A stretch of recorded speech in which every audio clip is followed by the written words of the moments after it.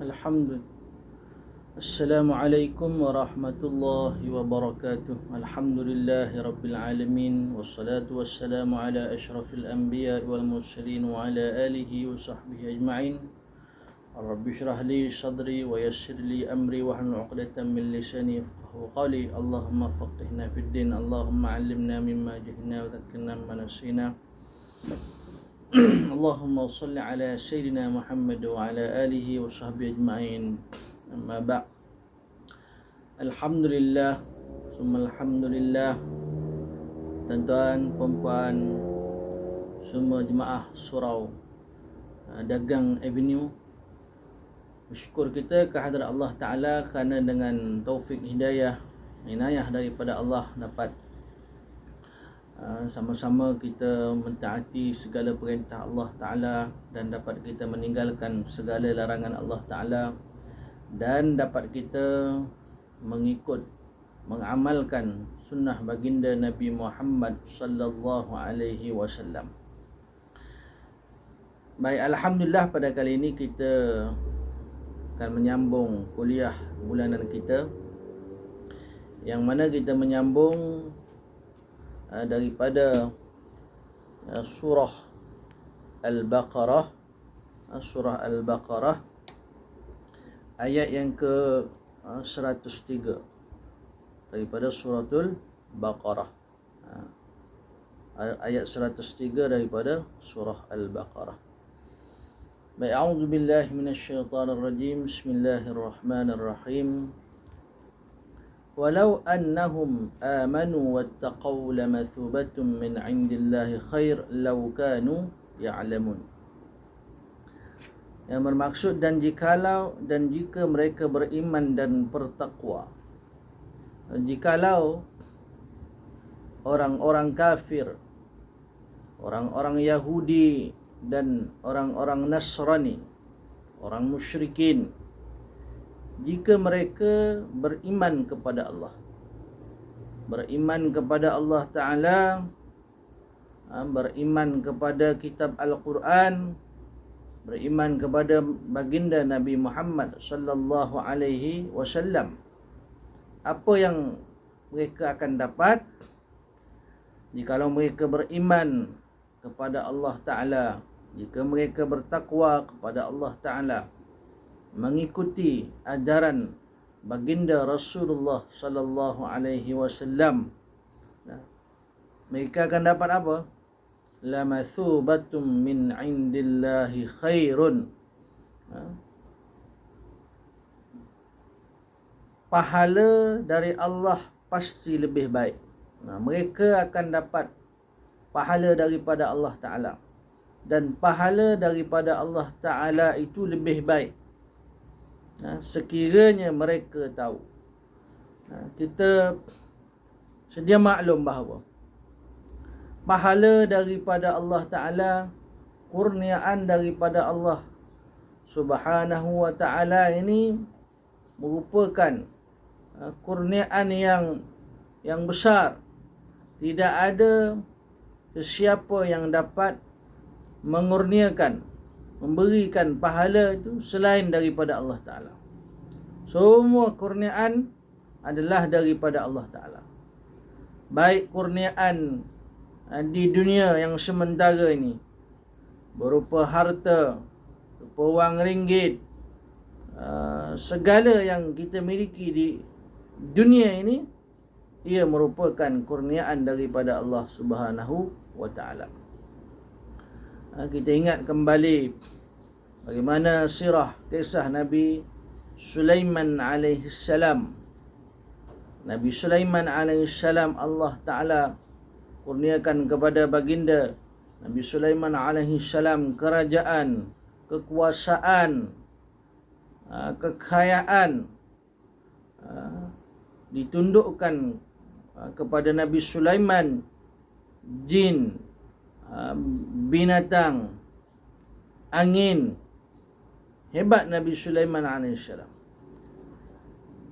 Dan kurniaan yang Allah Ta'ala kurniakan kepada Nabi Allah Sulaiman AS tidak melupakan Nabi Sulaiman kepada Allah Ta'ala. Nabi Sulaiman sedikit pun tidak melupakan Allah. Nabi Sulaiman berkata, ini adalah kurniaan Allah kepada beliau adalah ujian daripada Allah.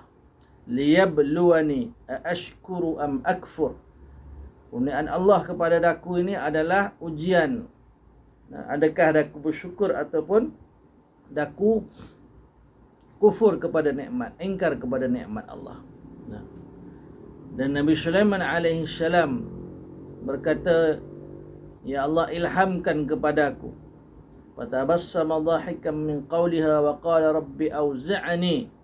Ya Allah, ilhamkan kepada daku, kata Nabi Sulaiman alaihi salam, auzi'ni an ashkura ni'mataka allati an'amta alayya wa ala walidayya. Ilhamkan kepada daku, auzi'ni an ashkura ni'mataka allati, agar daku mensyukuri nikmat yang telah engkau kurniakan kepada daku dan kepada kedua ibu bapaku. Wa an a'mala salihan tardahu, dan agar daku dapat beramal saleh. Wa an a'mala salihan tardahu wa adkhilni, dan masukkanlah daku min ibadika salihin, di kalangan hamba-Mu yang saleh.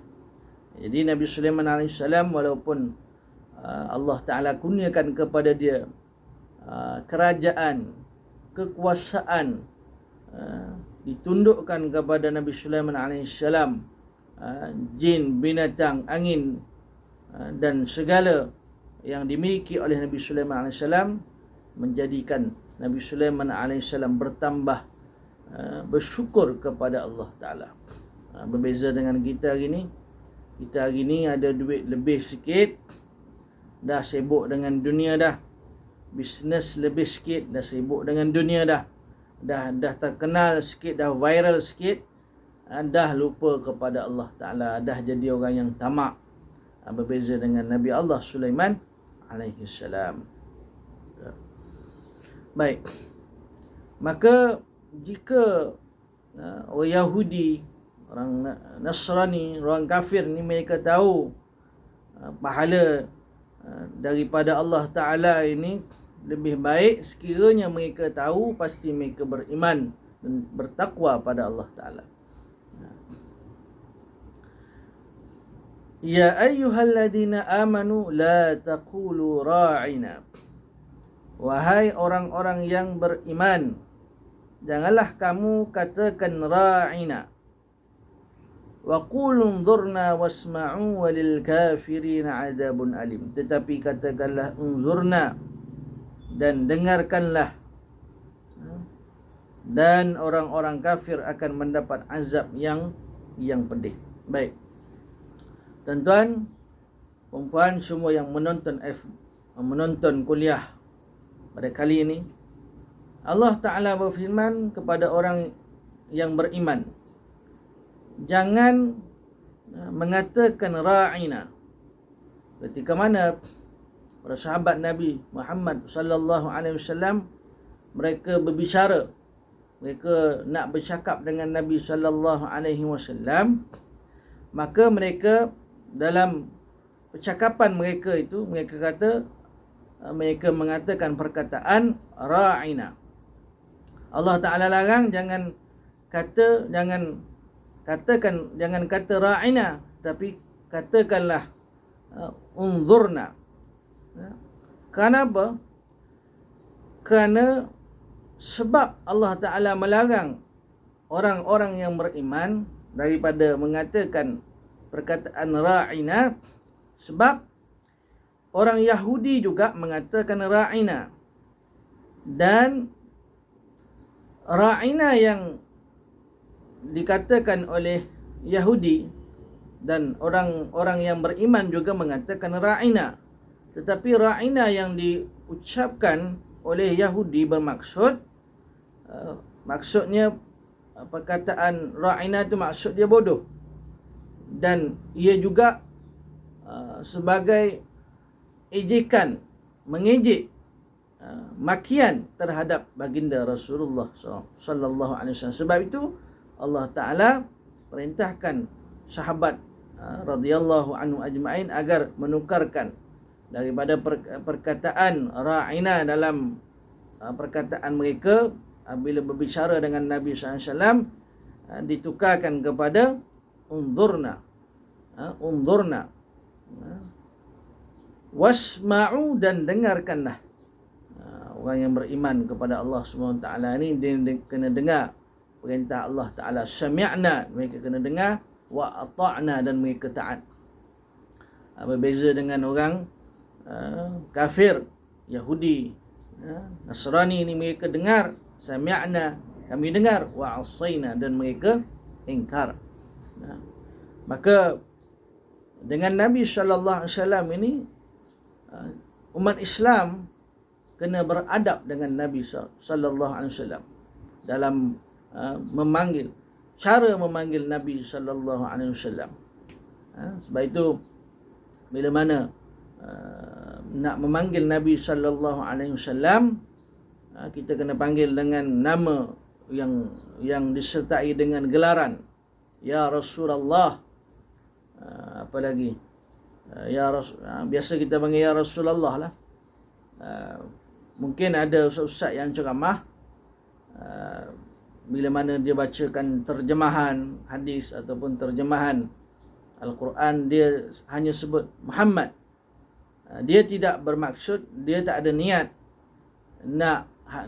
dia tak ada niat untuk hanya menyebut nama Muhammad semata-mata. Mungkin di dalam terjemah itu disebut Muhammad, tapi sebaiknya disebutkan Nabi Muhammad sallallahu alaihi wasallam. Ini adab dengan Nabi sallallahu alaihi wasallam. Jangan kita jadi biadab dengan Rasulullah sallallahu alaihi wasallam walaupun Nabi sallallahu alaihi wasallam telah pun wafat. Tetapi kita kena menghormati, kita kena memuliakan baginda Rasulullah sallallahu alaihi wasallam. Apa cara dia? Iaitu bila kita mendengar nama baginda Rasulullah sallallahu alaihi wasallam disebut, kita menjawab sallallahu alaihi wasallam. Dan juga kita mengamalkan, kita membesarkan sunnah-sunnah baginda Rasulullah sallallahu alaihi wasallam. Jangan kita memperlekehkan, meremehkan sunnah baginda Rasulullah sallallahu alaihi wasallam.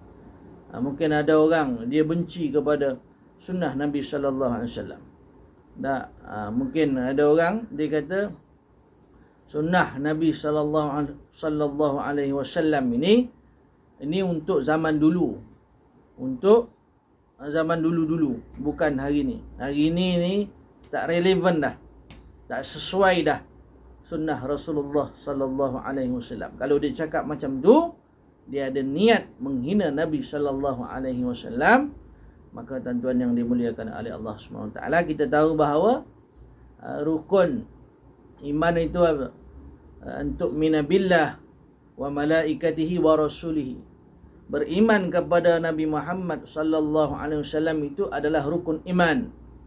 Bila seseorang itu telah menghina Nabi sallallahu alaihi wasallam, meremehkan, memperkecilkan, mengejek apa jua sunnah Nabi sallallahu alaihi wasallam, bermakna dia itu telah tidak beriman kepada Nabi sallallahu alaihi wasallam.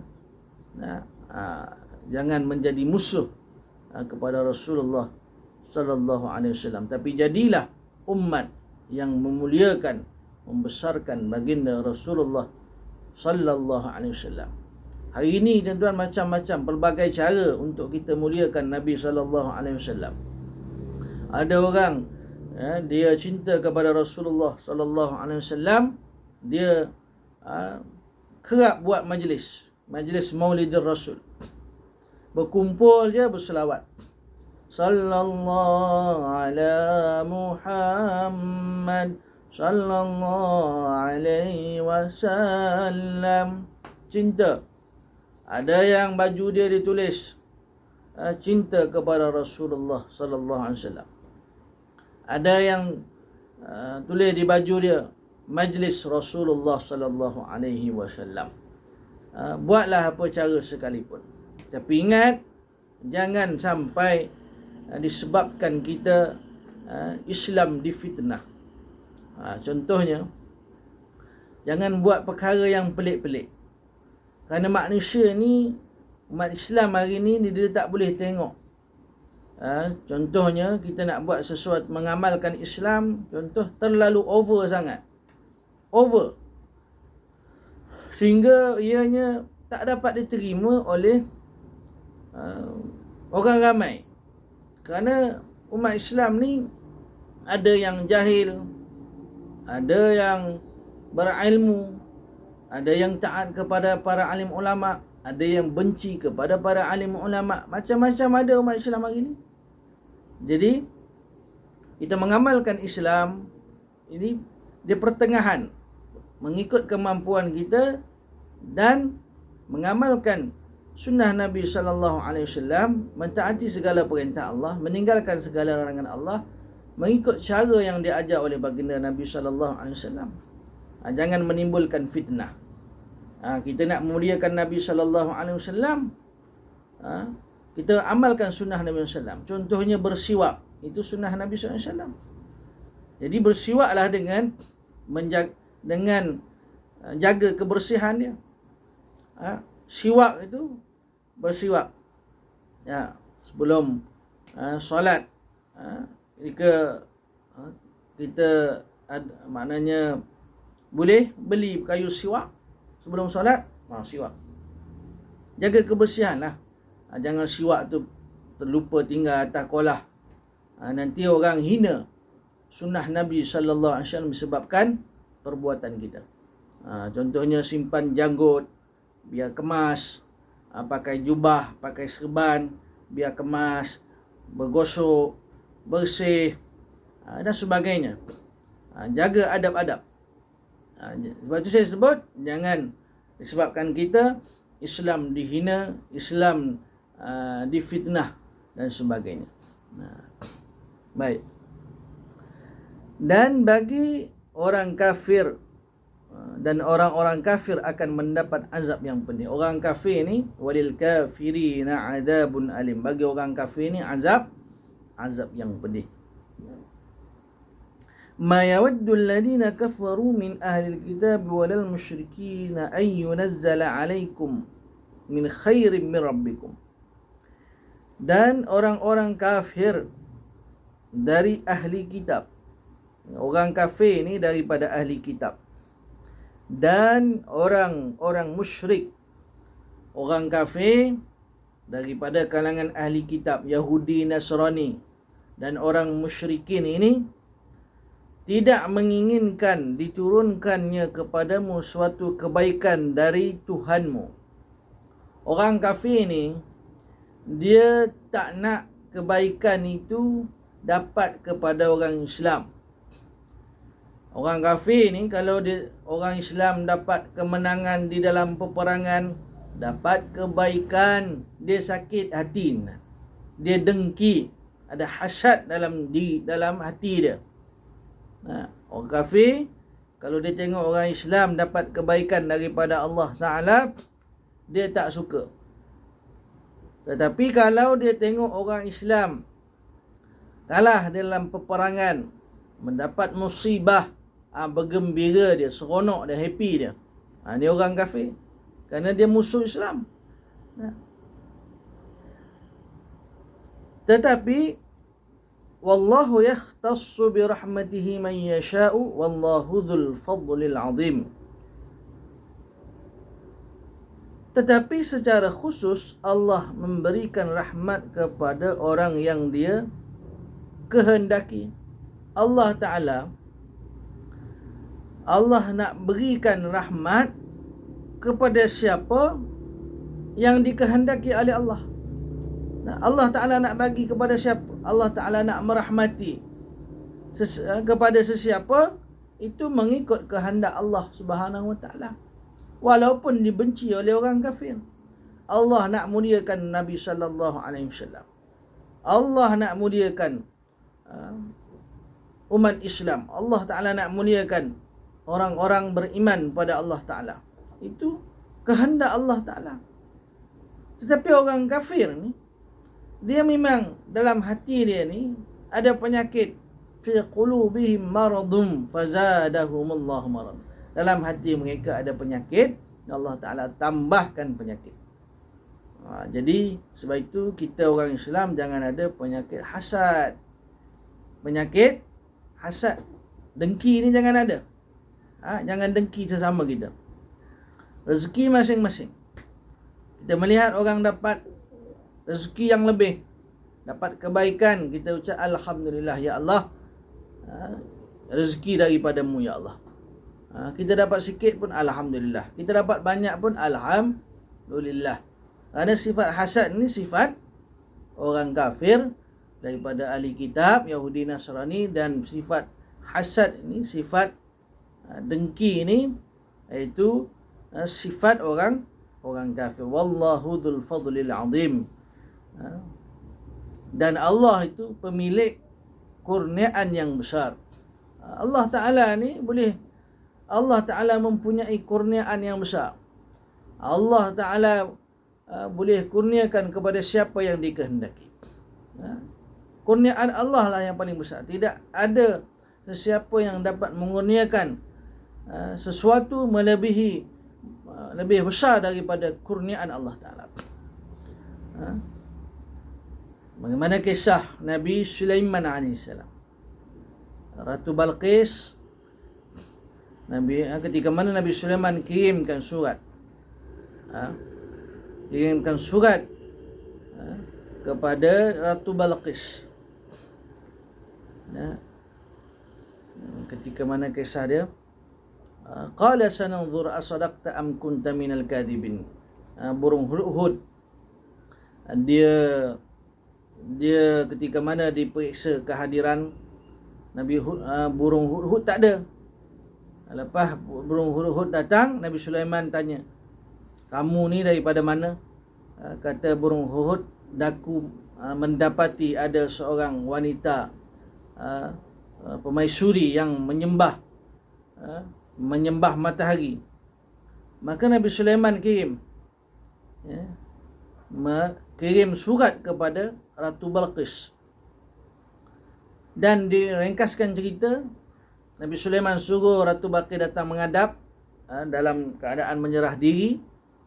Maka Ratu Balqis ini dia seorang pemaisuri, dia ada menteri dia, bala tentera dia. Maka Ratu Balqis mengirimkan kepada utusan dia agar membawa hadiah untuk diberikan kepada, untuk nak bagi kepada Nabi Sulaiman AS. Nabi Sulaiman kata apa? Kamu nak bagi hadiah kepada aku, apa yang Allah Ta'ala kurniakan kepada aku ni lebih baik lagi. Tak payah susah-susah bagi hadiah kepada aku, kata Nabi Sulaiman AS. Ketika mana utusan Ratu Balqis membawa hadiah kepada Nabi Sulaiman AS. Maknanya kurniaan Allah pada Nabi Sulaiman itu lebih baik, jauh lebih baik daripada hadiah yang Ratu Balqis nak bagi kepada Nabi Allah Sulaiman AS. Baik. Ma nansakh min ayatin aw nusiha na'ti bi khairin minha aw misliha alam ta'lam anna Allah ala kulli syai'in qadir. Ayat yang kami batalkan atau kami hilangkan dari ingatan, pasti kami ganti dengan yang lebih baik atau sebanding dengannya. Tidakkah kamu tahu bahawa Allah Maha Kuasa atas segala sesuatu? Baik. Ada ayat yang dibatalkan, yang dinasahkan, ataupun Allah berfirman, ayat yang kami batalkan, yang kami nasahkan, ataupun ayat yang kami hilangkan daripada ingatan, pasti Allah Ta'ala ganti dengan yang lebih baik. Maksudnya di dalam Al-Quran Karim ini ada ayat-ayat yang dinasahkan. Contoh yang mudah, salah satu contoh, iaitu pada awalnya kiblat umat Islam adalah Baitul Maqdis. Kemudian Allah Ta'ala perintahkan akan Nabi SAW salat ke arah Kaabah. ke arah Masjidil Haram. Maka dinasahkan pada awalnya solat menghadap Baitul Maqdis, kemudian solat menghadap Kaabah, Masjidil Haram. Begitu juga antara contoh-contoh yang lain, iddah wanita yang awalnya setahun kemudian dikurangkan. Kemudian ada perintah awalnya tidak perlu berjihad, kemudian wajib berjihad. Kemudian apa lagi tuan-tuan yang dimuliakan oleh Allah Subhanahu Wa Taala? Banyaklah. Saya tak dapat nak sebut begitu banyak contoh-contoh. Apa yang dapat kita faham bahawa perintah Allah Ta'ala ni dalam Al-Quran ni, jikalau ada ayat yang dibatalkan, yang dinasahkan, ataupun yang Allah Ta'ala hilangkan daripada ingatan, Allah pasti akan ganti dengan yang lebih baik, ataupun yang sebanding dengannya, ataupun yang sama dengannya. Dan tidakkah kamu tahu bahawa Allah Ta'ala itu maha berkuasa atas segala sesuatu. Allah Ta'ala ni dia berkuasa ke atas segala sesuatu. Alam ta'lam anna Allah lahu mulkus samawati wal ard wa ma lakum min dunillahi min wali wala nasir. Tidakkah kamu mengetahui bahawa Allah memiliki kerajaan langit dan bumi? Allah ni dia memiliki kerajaan langit dan bumi. Allah Ta'ala berkuasa di langit dan di bumi ni di bawah kekuasaan Allah Subhanahu Wa Ta'ala. Peredaran bulan, bintang, matahari, dan turunnya hujan, lautan, daratan, apa sahaja tuan-tuan yang dimuliakan oleh Allah Subhanahu Wa Ta'ala di dalam genggaman kekuasaan Allah Subhanahu Wa Ta'ala. Dan tidak ada bagimu pelindung dan penolong selain daripada Allah. Tidak ada yang dapat memberikan perlindungan, yang dapatkan memberikan pertolongan ini selain daripada Allah Subhanahu Wa Taala. Hanya Allah lah yang memberikan perlindungan, hanya Allah lah yang memberikan pertolongan. Seperti mana pertolongan Allah Taala di dalam peperangan. Di dalam peperangan Uhud, ramai umat Islam yang terbunuh, gugur, mati syahid. Maka pada ketika itu musuh Islam, orang munafik, orang kafir ni mengambil kesempatan dengan menyebarkan berita bahawa Nabi SAW telah wafat, telah terbunuh. Maka pada ketika itu ada di kalangan umat Islam yang lemah iman dia mencari perlindungan, mencari orang munafik, orang kafir, supaya orang munafik ni memberi jaminan keamanan kepada mereka. Iman tak kuat. Allah Ta'ala berfirman, Ya ayyuhalladzina amanu in tuti'ul ladzina kafaru yaruddukum ala aqabikum fatanqalibu khasirin balillahu maulakum wa huwa khairun nasirin.